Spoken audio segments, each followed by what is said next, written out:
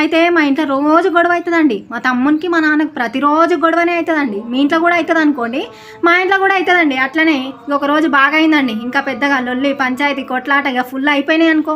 ఇక అయినాక ఇక మాటలు అనుకుంటారు కదా అండి, ఎవరింట్లోనన్నా అట్లనే అవుతుంది. మా ఇంట్లో కూడా అట్లనే అయ్యి ఇక మా నాన్న ఇక కోపంతో అరే మా తమ్మునికి చెప్తుండు, అరే నీకు జాబ్ వచ్చేంత వరకు నా గడప దొక్కకురా నువ్వు, నా గడప దొక్కితే నా మీద ఒట్టేరా నువ్వు, నా గడప దొక్కకు, ఇంట్లో నుంచి వెళ్ళిపో అని అన్నాడండి.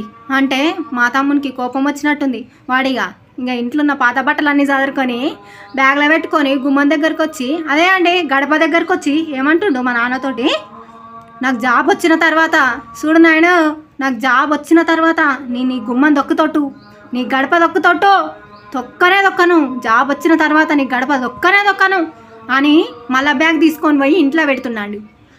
వీడు ఎట్లా అంటాడండి, ఎట్లా అంటాడో మీరే చెప్పండి. ఛీ.